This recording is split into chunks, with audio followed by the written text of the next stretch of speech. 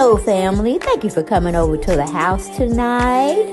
And just kick off your shoes and relax your feet.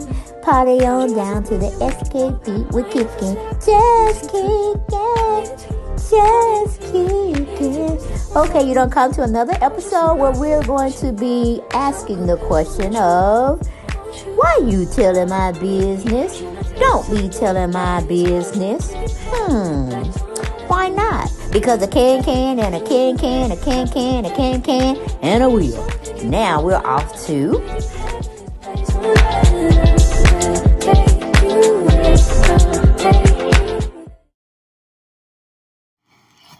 Hello, everyone, and thank you for coming over to the house tonight. Yeah, welcome back.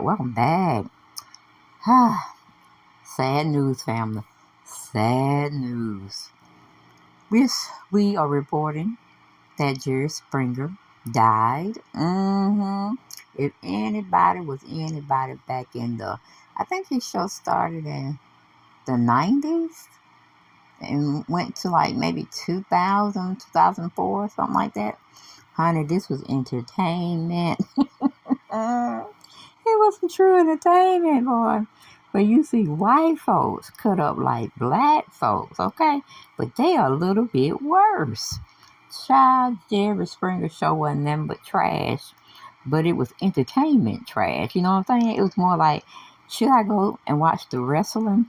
World Wrestling Federation? Go downtown to the Almond and watch them, cut up. And it was all fake. Well, we didn't know it was fake at the time when wrestling had first came out. I don't know if anybody remember Tony Atlas and the Sheik and, what was the brother's name? Ric Flair. Was it Tony Atlas? Child, I can't remember that, but in my heyday, in my early teenage days, my family went and we saw, fights, wrestling fights and stuff. But honey, baby, if you knew when you went to a wrestling match or whatever, you knew that was fake. Jerry used to get these folks that was real life, shit was happening in real time of their lives where they would get the fighting.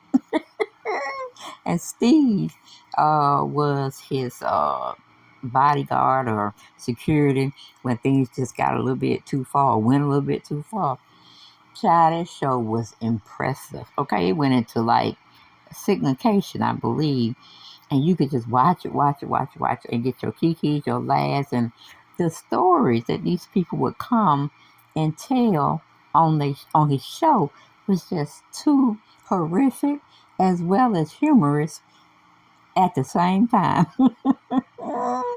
Oh, child, he would get people that he knew was cheating, but the person that they were cheating on, they didn't know. And he would invite those type of guests to his platform to get even. I was like, that damn Jerry ain't about nothing. But he was like the peaceful man. So he kind of looking like, I think he was in politics at one time. And then he started his own show as he was getting older. And I'm telling you, bro, man did not lose any sleep on this show. He made major bank. You hear me? And he used to just come out there with the cue cards and his little microphone, and he would be dressed up in a suit. I'm saying, where's somebody go dressed up in a suit that's going to watch a fight brawl match on TV? That man has some style and grace. But we send our condolences, fam, to his family members, and because they say he died of cancer. So that was sad. It seemed like everybody dying of cancer now. What's up with that? The upsurge of everybody, even kids. It got to be in the water. It got to be in the food. Got to be in the air. Because it's just not normal for people, a lot of people that's dying now in this age, just dying of cancer. Don't make no sense. But anyway, we go to an exclusive that TMZ brought out about SteveWilkos and JerrySpringer. It's almost like I said, Steve was his yin to his yang. He was his I would say best friend, because they spent a lot of time together on that show. And SteveWilkos kind of brings that out when he talks about his former friend. And let's just go and get into the report that TMZ put out on Mr. JerrySpringer. Okay, it says it's an exclusive. SteveWilkos saw JerrySpringer last month. Feels like he was saying goodbye to me. SteveWilkos is opening up about his final time seeing JerrySpringer. A night they both got very emotional, but he says his dear friend never let on that he was battling cancer. Steve, who spent 10 seasons working on the Jerry Springer Show from 1994 to 2007, so I was close with the time he premiered his show on TV for us to enjoy. Okay. The Jerry Springer Show from 94 to 2007. Joined TMZ Live Thursday after news broke his longtime boss and close pal passed away.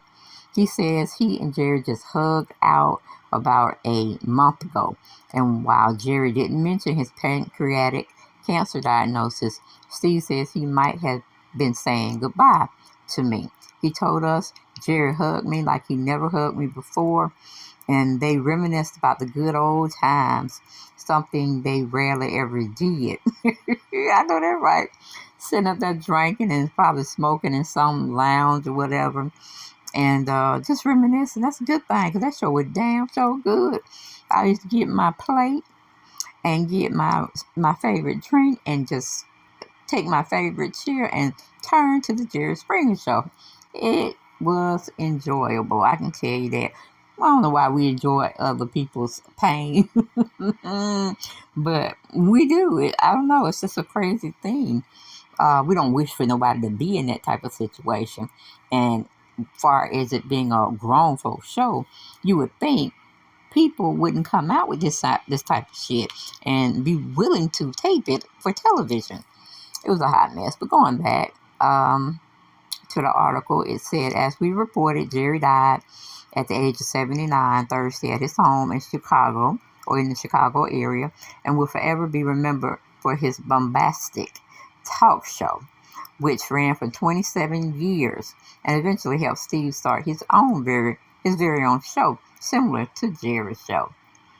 I ain't gonna say it was identical, but it would give you the hint that this setting and plot really looks like someone else's, meaning Jerry Springer. So I think that's when I stopped watching it, when Steve started to come on, because Jerry just tired. He was like, I don't want to do this no more. I said, hey, you should have said that from the very first taping. But you made your money. You made it do what it do. And, when you get a certain age, you gotta leave that shit alone and just be free to do whatever, whenever, whatever you want after you retire. But anyway, we'll go back to the article. It says, other than his father, Steve says no one had a bigger impact on his life than Jerry. He credits Jerry for giving him his career and even his wife. Let's see here. Steve was a retired cop when he was hired in 1994 as a security guard for Springer's show. His immense popularity led him to launch his own show, the SteveWilkos Show, in 2007, and is now in its 16th season. So Steve said he wanted to keep getting his coin. Jerry can retire, but he can't. And he pretty much took on the similar platform that Jerry had, that he worked on. But anyway, through all the ups and downs, through all the ups and downs, Steve says Jerry was always in his corner. And even at their last get together last month, he believes his good friend would outlive him. Okay, let me see if we got something here as a video. Hold on. New and existing customers can choose the phone they want, like the incredible iPhone 14 on us. Not to brag, but I'm on Verizon now. And I got to choose the phone I wanted for free. Not that you're bragging. Choose the phone you want on us. Verizon. Will you take this man to be your lawfully wedded husband?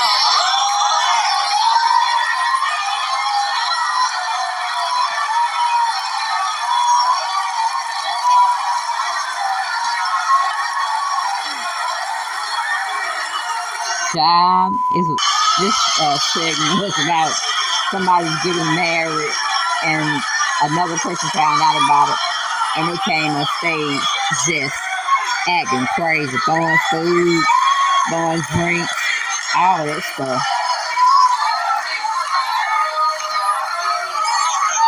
And that's what we used to think when shit was just too real. And Steve had to go up there and regulate.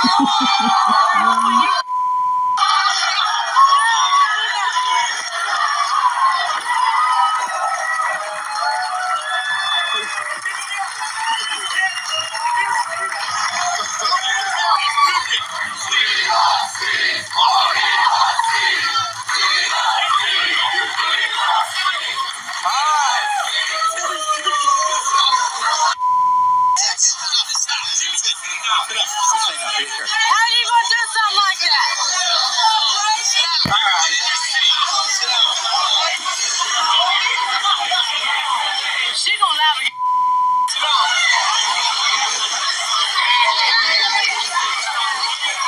Alright, hold on. How are you gonna do something like that? Because charge him. He ain't it don't matter. You don't need to charge him.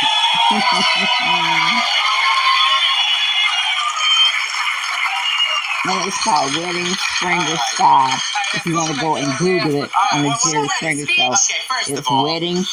Before we clean all this up, you style. understand, I can't condone you guys, you're first cousins. I can't have you getting married here, okay? So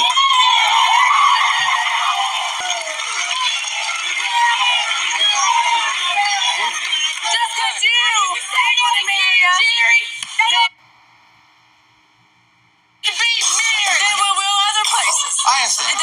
You do what you have to do. I just can't have it here.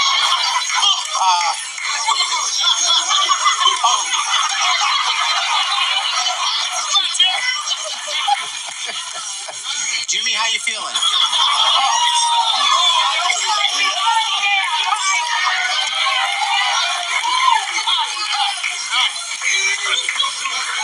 Okay.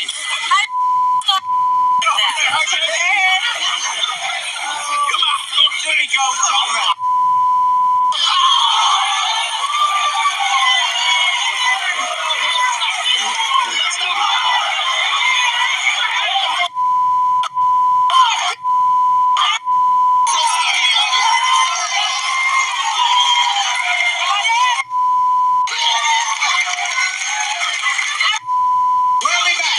Let's bring her out here. Here she is, Sarah. Then this was another one. I'm having sex with your grandpa. This is Google JerrySpringer, and put in the title, I'm having sex with your grandpa.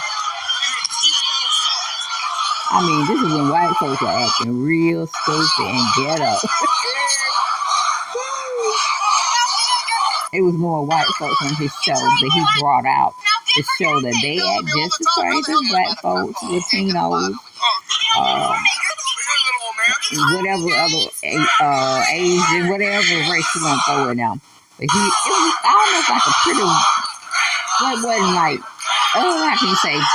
It was a mixture of people in the audience, but the majority were white folks. Don't push me. Don't You push call me names all the time. You call me a fat bitch. Look at you, you're no better than I am. You're crazy. You're crazy. You've been yelling at me all the time. Why are you touching me? Why? You going off or not? I don't care. What are you going to do? Let me tell you. Look, you ain't nothing but a whore. Oh, really? Don't be calling me. That's why I'm sick of you. Call me names all the time. I do everything for you. You don't take care of me. I take care of you. Shut up! You're sleeping. You're sleeping with my grandfather. What should I call you? Very mad that you are. What? You're nothing. Why would, even if you're angry at him, why would you be sleeping with his grandfather? He's better than he is. Well, yeah, but isn't there someone? This is the same family. I mean, if you're going to break up, why mess around with a family He member? sucks in bed, you know, and he treats me good. He takes care of me. He rubs my feet. He rubs my back. You Well, know, get a he's nothing for me. masseuse. But let's bring out your sister. I'll let you talk to her, okay? Then this is another one. It was titled, I'm having sex. Well, okay, same one. I'm having sex with your grandpa. So same one.